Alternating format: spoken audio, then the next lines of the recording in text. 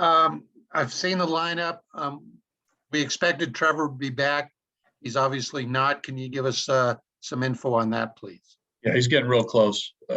We talked about it, but he's going to go through another a full day of baseball activities. He already hit early batting practice, 2:30 to 3:30 with the guys here. He'll go through it again in our regular time slot of batting practice and fielding. He's going to throw from all positions today, Patrick, which he hasn't done. So I think that'll be a mental hurdle for him to get through that today. So he's getting really close. He's getting really close. Okay. Closer than you think. Okay, that sounds good. Okay. John Gray made the trip with you. Yes. I know it's very early in the IL stage, but any progress, anything of note that you can tell us? Feeling much better. Talked to John today. Much improved over the last couple of days. He's going to start playing catch tomorrow. Keith is optimistic. So John's in a good spot. No timetable, but once a pitcher puts a ball in his hand and starts playing catch, that's a good sign. Okay. How much fun was the Miami Vice trip? I You saw know, the photo. Did you see the photo? I did. I thought the guys did a great job. I think everybody, the whole traveling party, did a nice job. But it was a 3.5 hour flight. Actually, we're hung up a little bit with weather at the airport, so we were on the plane a little bit longer than normal. But it was good. It was good. Obviously, with an off day coming, the guys could relax, enjoy the the good win against Oakland on Sunday. But it was a good one. The guys were very creative in some of their attire, as you noticed. Yes, I did. That was a great photo. I don't know if you can comment on this or not. Are you aware that Riley Pint decided to retire? Yes, I am aware of that. I don't know what to say really, except I met Riley personally in 2017, spring training of 17. I saw him pitch, on the backfields in Scottsdale. Watched him pitch 2 or 3 innings in a minor league game, and wow, what an arm, what a young talent. Obviously a high pick. He was on every team's radar to be picked that high, right? I think every scout and every organization had him way up there on their draft boards. So it's really a bummer, right? When this happens, it just goes to show you never know what's going to happen with young players, especially high school picks. So, I feel for, a lot of people as it relates to Riley. Yeah, I can understand that. I mean, you have all the talent in the world, but sometimes things just don't go the way you'd hope. So, okay, buddy. Thank you. Appreciate it. Yep. Bill, go ahead. How's it going, bud? It's going great, Bill. How are you? I'm doing great. Good to hear your voice, man. Hey, likewise. Where you been? I've been all over the place, writing about every team, really. Okay, good. Yeah. Hey, I want to ask you about Trevor Story. When he comes back, which I'm assuming is tomorrow, Let's hope so. Are you going to treat him with caution? Like, is he going to start every game, or are you going to be cautious? Well, yeah, I think, Trevor's built to play every day, Bill. He likes to play. He likes to play every day. I mean, when we do not start him, it's usually, for a day of rest or if something's going on physically. But he's built to play every day, and he'll play for sure. But, we'll keep an eye on him. No doubt about that, like we do all our players. But, whether we ease him back in or not, I think that will be, pretty much daily conversations with Trevor about how he's feeling. But I know Trev, wants to play every day. And if he feels as though his arm is ready for that, that's what will happen. That's all I have. Thank you. You got it. Okay. Go ahead, Owen. Hey, buddy. You mentioned Trevor could be ready quicker than we think. You're not anticipating any roster moves today, are you? No, no, Okay, all right. no, not. So I had a question on a different topic for Daniel Bard. I assume when you went to him in the 8th inning on Sunday, you hoped if things worked out, he would pitch through the 9th inning. Yes. Has he become a guy that you can routinely count on for more than 3 outs, or was that a special circumstance? Well, given I don't know something like whether routinely is, the right term, but, we feel that Daniel's capable of multiple innings, 1+, or in this case, 2. Things lined up yesterday, or Sunday for that. He had 3 days off. The outing before that, his outing before that, I think was in Pittsburgh. And then before that outing, he had multiple days off. So he was really, really fresh. And, here's a guy with a starter background. He's got a loose arm. Mentally he's fine to go multiple innings. It doesn't faze him to go, 1+, or in this case, 2 innings. I think he sort of relishes that. Yeah. And also, this, you guys weren't aware of this, but Carlos Estevez was unavailable on Sunday, as was Stevenson. We were trying to stay away from Kinley. So, our bullpen was sort of depleted. We didn't get that out there publicly. So, that really, didn't force our hand, but we felt good about it. Owen with Daniel going 2. So it just worked out that way. Okay. And we're not opposed to doing that in the future. Yeah. If now, all those things, have to line up primarily where he is in his usage, how his arm feels, how fresh he is, how many days off he had prior, all those things. So now, Owen, you can appreciate this, right? I mean, a generation ago, we saw this all the time. Yeah. Bruce Sutter, Dave Righetti, Raleigh Fingers, Sparky Lyle. I mean, great.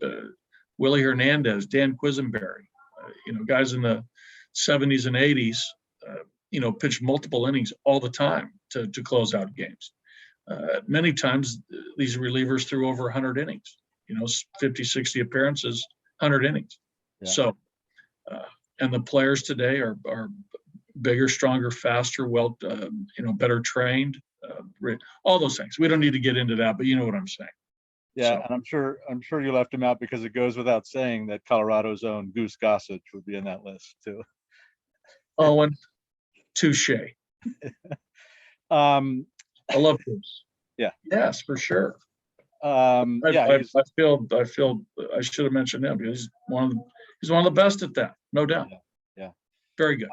And finally, Joshua got to see some time in the cleanup role. How'd you like him in that position? Well, I think the lineup construction and how guys were swinging, it made sense for him to hit there. CJ's been, in a little bit of a funk. I like to, we like to sort of split up the lefties and have a little balance there of left, right, left, right, left, right. If you can, with the 3-hitter minimum, it makes it a little tougher on the opposing manager to try to match up. So I think in that, over the last 3 or 4 days, it made sense for Josh to hit a little higher in the order. And he's been hitting the ball well. He hits really well at home. I think you look at his home numbers, it's, close to 350 at home with a lot of damage. So it made sense. All right. Thank you. You're welcome. Eden? Hi, I'm Eden. I'm from the Colorado Springs Gazette and filling in for Danielle today. Hi. Hi. Welcome.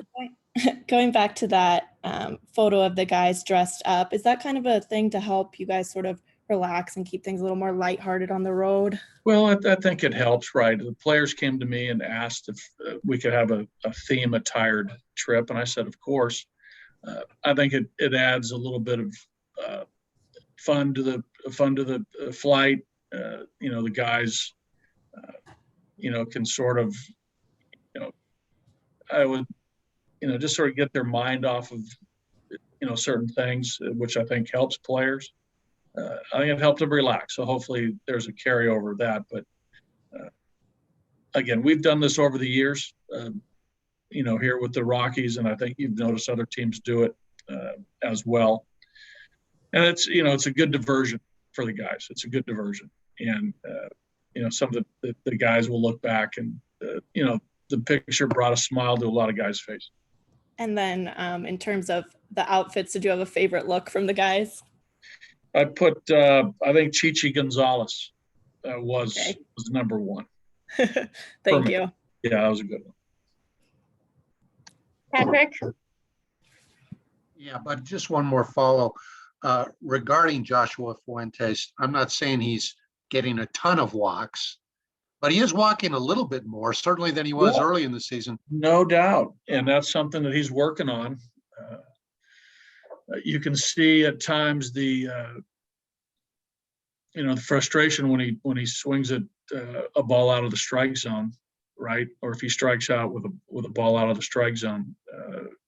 He's really working hard, Patrick, to cut down the chase rate, and he's really, trying so hard to swing at strikes and take balls. And every at bat is a challenge, for all hitters. But Joshua knows that he has to improve there. It's going to make him it's going to make it easier, right, for all hitters. Because if pitchers know that you'll chase out of the zone, they'll keep doing it. So, good for him. I'm proud. He's working hard, and you're right. He's collected a few more walks here the last couple of weeks. And one more from me. Well, I'm not going to rehash the offensive woes on the road, except to ask, it seems to me watching that your guys seem to get behind in the count a lot on the road. At least it seems that's kind of apparent. Is that something you guys have addressed? That's something, hey guys, you can't be 0-2 or 1-2 as much as they've been. We talk about everything, right? But we have to, you have to, if you swing early in the count, you got to be ready to hit, but you got to be ready to hit a good pitch, right? You don't want to, chase that first, fastball that's like down and away at the knees on the corner and, make an out.